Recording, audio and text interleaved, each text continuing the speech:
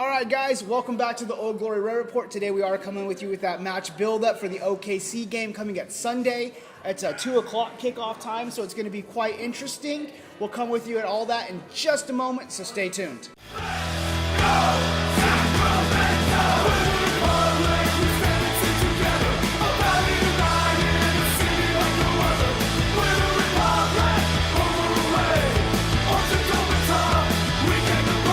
All right, guys, welcome back. As always, Marc Anthony, Kasey J here. Thanks for joining us. We are going to be talking about that OKC game coming up on Sunday. Again, we face the team, the top of the table in this young 2019 USL season. Oh, man. Is this going to be the trend? Are we just going to keep playing the top team, or? I don't know. I remember when we did our season preview and I picked OKC in the top four and you guys all looked at me like I was crazy. Hey, I still think you're crazy a little bit. We'll see. They're in first place. We'll see. That's it. They're first. That's it. All We'll right. see. They're first after playing Las Vegas and El Paso, so That's very true. we'll see. So in this very, very young season, they sit alone atop the Western Conference. Kings of the conference. Maybe they're starting to get those shirts printed. Maybe Yeah, they'll start passing them hang out a banner. Yeah, so 2 o'clock. I mean, I guess that's where I kind of want to start. It's a Sunday game. Yeah, knock it out. It's an afternoon. It's not a Saturday night, which is different, but I'm excited because this weather's been beautiful. Hopefully it holds up for us. I'm praying. Yeah, I mean, look, the last couple days, are we getting a taste of what spring might be? The spring sprung? I hope so. Ah. I'm done with the cold, man. Me Like, too. I'm ready to move on with my life, you know? Yeah. So OKC does sit top of the table like we... 2 wins out of 2 So games, bullshit. man. They have played Las Vegas and El Paso, 2 teams that we're not rating very high this season. But a win is a win and 3 points is 3 points. They're doing fantastic. They're going to be a team to look at this season. They also scored, I think, 30 seconds into the season. Yeah. Their first goal was in the first minute, and I know that's how they count it in minute 1. But when I watched the highlights, they scored in like 28 seconds. Like, they kicked the ball off, they passed it back, they booted it up, they got a 1v1 goal. Yeah, and they're not shy of scoring. What, they already have like 5 or 6 goals? 5 goals 5 this goals, season? So 2 given up. They have found the net 3 more times than our team has found the net in this young season. yeah, they got a 5-2 differential. Yeah, so they're already on a 3-goal difference, plus 3 goal difference. So Yeah. ready this season. So some players to look out for, I think, on this one. I'm going to start with the familiar face. Good old Christian Isley's over there at OKC. He will be He- making his Papa Murphy's Park return. He did start off did come off the bench on the last game. I doubt he gets to start again, but a familiar face that everyone will recognize. Yeah, you know, he didn't have the best season with us, but a good guy, a guy that I think that, you know, we wish him well. We hope he does well in the future. He was obviously a good steward for the club, for the community. Yeah. He talked about, he blogged about Sacramento. He enjoyed himself while I was here. A good guy. Unfortunately, he didn't get to play all that much with us, didn't get to score a lot of goals with us, but hey, now he's playing with a team that might be another good team in the league, so maybe the future holds some good things for him. Yeah, I mean, preseason last season, I did think he was going to be someone that could come in and do that position that we're asking Bonomo to do now. And honestly, he kind of had the same start Bonomo did. In preseason, he kind of impressed me, and then the first couple of games, he just didn't have anything. So it's going to be good to see him back. We'll hope for him his best over at OKC. Hopefully he doesn't do anything of importance against us I this think Sunday. he may come off the bench. We'll see if he even plays. The main character to look at over there at OKC is Deshorn Brown. I think I'm probably saying his first name right. Deshorn Brown. Yeah. He's Fast. a Jamaican, has MLS experience, has USL experience, quick guy, plays that classic centered forward position where he can take on defenders one-on-one, he can put runs in behind. He's the guy to look out for, man. Yeah, he's definitely dangerous.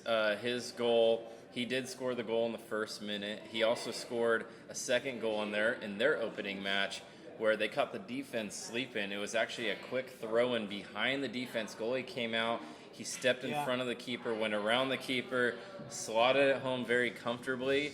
But again, they got him, you know, when the defense, they stopped playing for a half a second, and that kind of quickness got in behind El Paso and ultimately that was the deciding goal in their opening match. Well, sometimes you want that from your center forward. You want that little bit of instinct to be in the right place, and this guy has got a couple goals already off of being in the right place. Yeah. It's going to be a trouble for the Republic's back line. You know, Harris and Kanan are going to have to look out for him and be aware of where he is. And also, Cordell Cato plays on their wing. They play a 4-3-3 or a 4-2-3-1, similar to us. You're going to see that one classic striker with, being flanked by two wingers. They've played that 4-2-3-1. It's pretty much identical to what Elliott likes to line up. Exactly. But Cordell Cato is a player that we need to pay attention to. I remember him. He played for the Earthquakes in the MLS for 3 seasons. I remember watching him. And, he's, in the USL now. But again, we're talking about a guy in his late 20s, MLS experience. The guy has played at higher levels. Yeah, he's going to be dangerous. He's been called up to Trinidad and Tobago before. We've seen him on the international level. He's definitely going to be a guy. We actually saw him play in Sacramento in one of those friendlies against San Jose. Oh, yeah? Yeah, like in 2015, I believe, when we hosted San Jose. My memory don't go back that far. I don't remember all that. But yeah, he's going to definitely be looking to play the ball. He's going to be their creator, and he's going to be looking to get that ball inside to Brown. What they're going to do is they're going to want to play us, and they're going to want to move that ball through the midfield and force its way into Brown at that center pinch point when he can get behind a defender or he can just roll a defender. That's what they're going to be looking for, I think, in this game. Is Cordell playing in? Yeah, the time that I watched, the game footage that I've watched from their first 2 games, I don't really take any other players on their team as particular standouts. I actually don't think that they've been particularly good in the first 2 games. Now, they have 6 points. They're not complaining. No. But when we look at the numbers, and again, I've watched them play 15, 20 minutes of their first 2 games. I didn't think they were great, but the goals they scored are pretty good.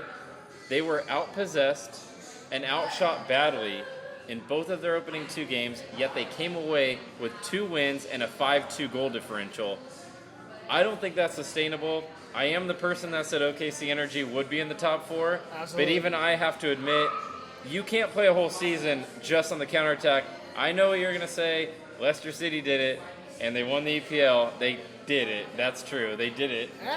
But I don't see that happening over the course of a full USL season. Yeah, 100%. Like I kind of stated when we started this video is, great for them to get the 6 points, great for them to be at the top of the season, top of the league at the beginning of the season. I don't see them maintaining this form. When they come up against teams that aren't Las Vegas and aren't El Paso, like Orange County, Phoenix, us, they're going to have some problems. Yeah, you got to talk about the teams.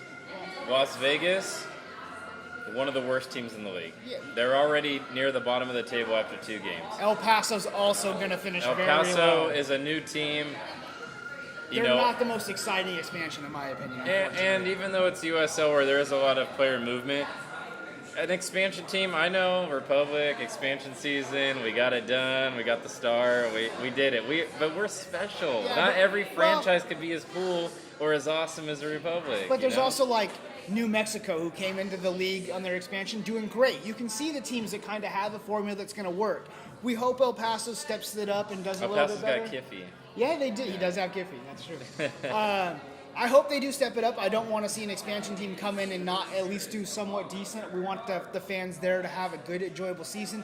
I just don't see them being in New Mexico this season. They're going to finish very well. Yeah, we got to go back to it. El Paso and Las Vegas.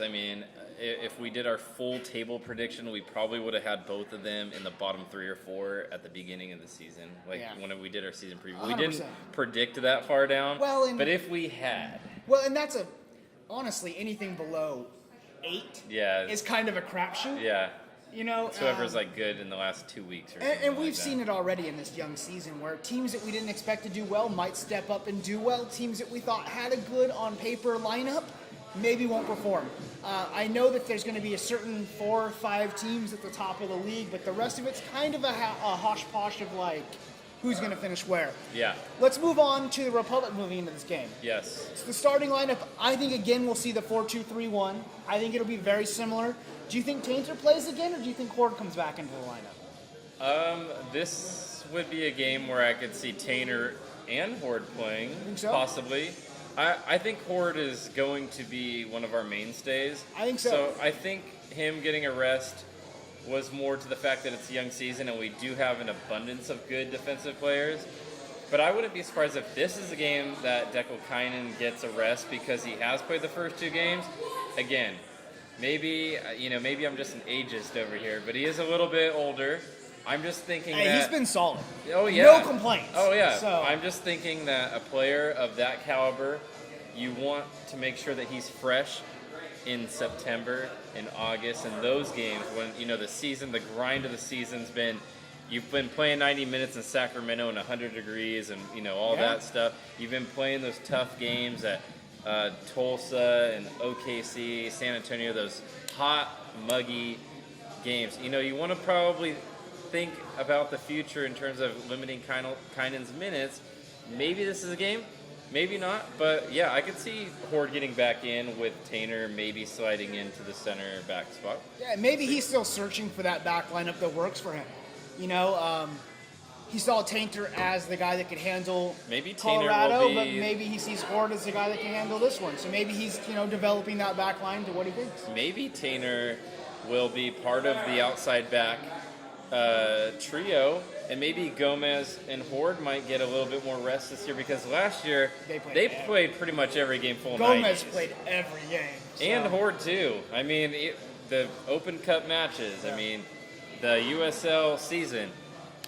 I know Gomez played the most minutes, but Horde had to be right there. He had to be top 3 or top 4 minutes played. I'm sure he was. Yeah, Gomez was our most played, right behind Bijev, I think. Those you two could you could just pencil in Gomez every week. Yeah, so those guys were on there every time.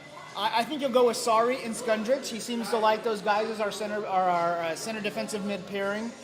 Villarreal did come into the game, didn't impress me too much. He didn't really impress me last season either, so I don't see him getting a start over either one of these guys. But I think both of them need to step it up.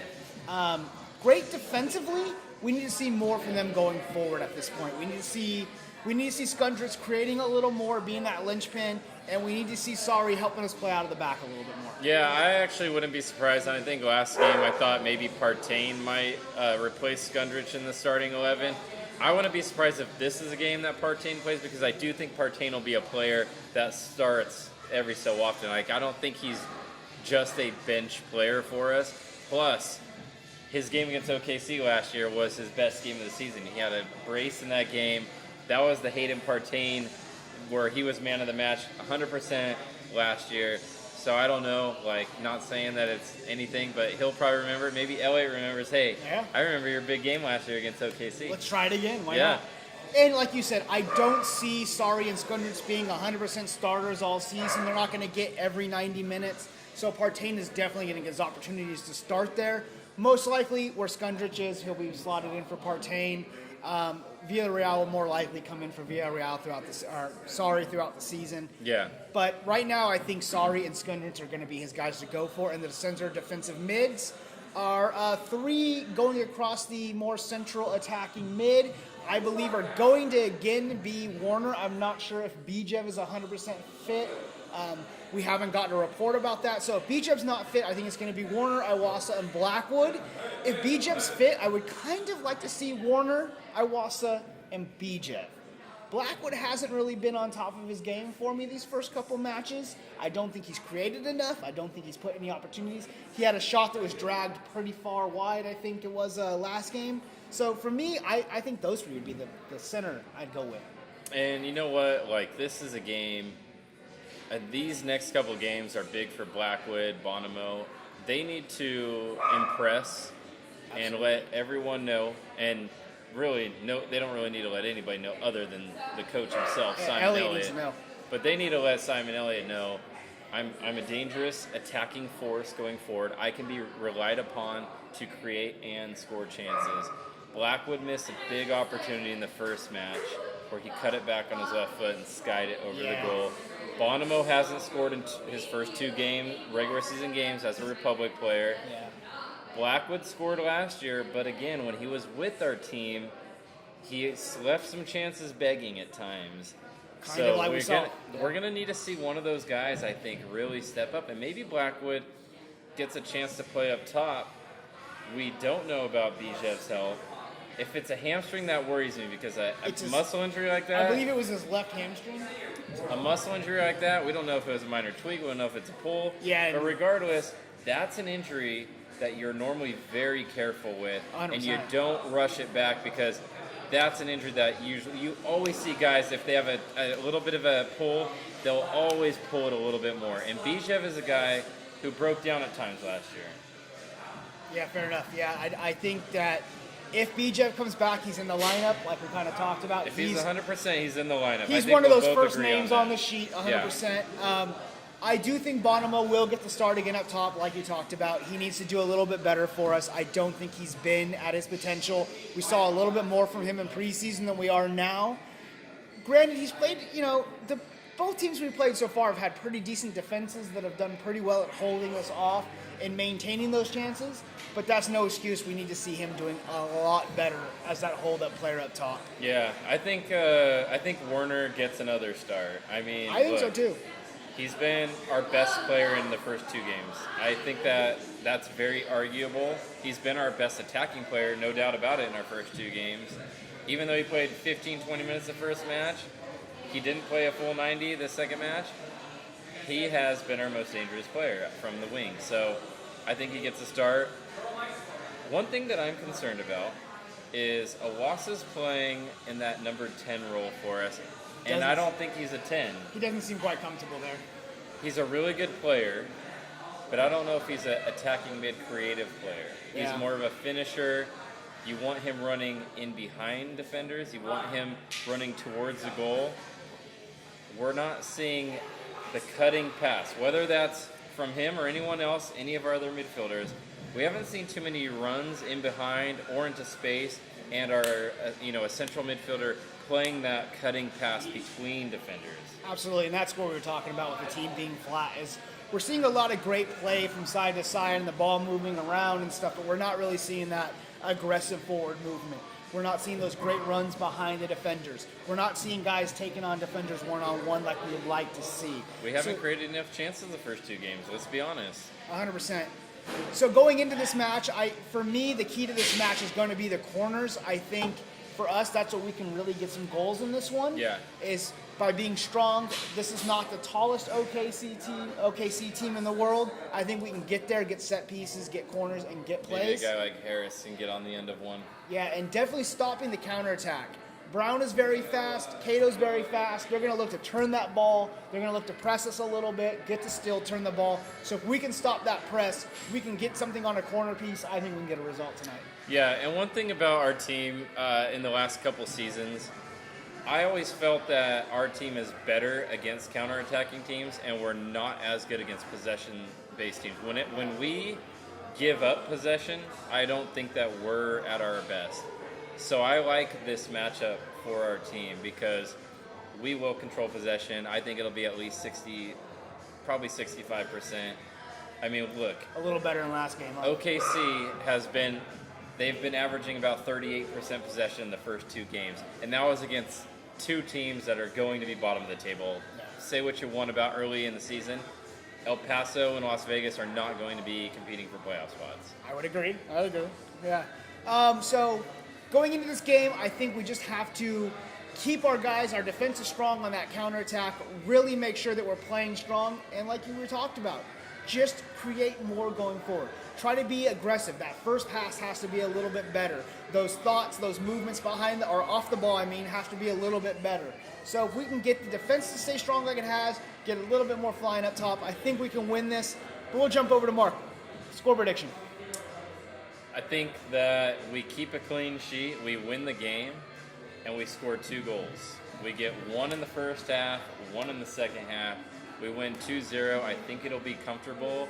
I'm not going in, I guess, complacent or anything like that. I just think that the matchup really suits us, and I don't think that we get hit on a counterattack. Cohen might have 1 or 2 saves that he needs to make, but we know that if he needs to make them, he will. So I'm not really too worried about that. I think, again, it might be a little bit of a grind for us, but somehow, some way we get 2 across. Sometimes those grind 3 points are some of the best. I do think we get hit on the counterattack at least once, but we pull it out. I'm really expecting the guys to start firing any time now. I'm going to go 3-1 on this one. I think we can put some balls in the back of the net here. OKC has let in a couple goals already this season, and they kind of are weak to our corner playing. And if we can get some of those set pieces like I talked about, we can put some balls in the back of the net. They are really good on the counterattack. I think they at least catch us out once. We're still trying to figure out our back line. 3-1 is my prediction. Please let us know your predictions down in the comments below. We always love to hear from you guys. We'll get the rest of our crew also to put some predictions down there as well. We do appreciate you watching these videos. You can always go on to Facebook at Old Glory Red Report. We'll have some pre-match stuff out at the game that we post there. We'll also have some post-match stuff we post over there, so check that out. Twitter and Instagram's at Old Glory Red. If you're on YouTube, you already know. If not, you're listening to some of our podcasts. We are over there at YouTube at Old Glory Red Report, so check that out as well. The Beautiful Game Network, bgn.fm, is where you can catch all these podcasts. Spotify, Play Store, Apple Store, Stitcher, all that. So check us out on all those. And again, we're at Fort Rock Brewing. Awesome place to grab a beer. We're out here, after work. It's Big great. Thanks to Fort Rock. Yeah, amazing beer, amazing people. So get on out here if you haven't already. It's a great spot. Also, like Kasey said, give us your prediction. Let us know if you want to see something different from the lineup. Maybe a player off the bench who hasn't gotten a chance. Maybe you want to see them get a shot. Also, let us know if you're going to the game. We're going to be out there. We're going to be out there at noon. We'll probably be doing a live video or something. We'll definitely have something out there. So if you want to get your voice heard, if you want to get your face seen, come out. Say what's up. Don't be shy. Yeah, I guess we'll have fun on Sunday. We love to hear from you. This channel is all about the supporters. That's what we are here for. We want to give you guys the voice. We want to, let the club know what the supporters think. Let the other fans know what our supporters think. So come out and say hi. We appreciate you watching these videos. Thanks for sticking with us. As always, Mark Anthony, Kasey J. Thanks for watching. Peace. We like beer. Beer.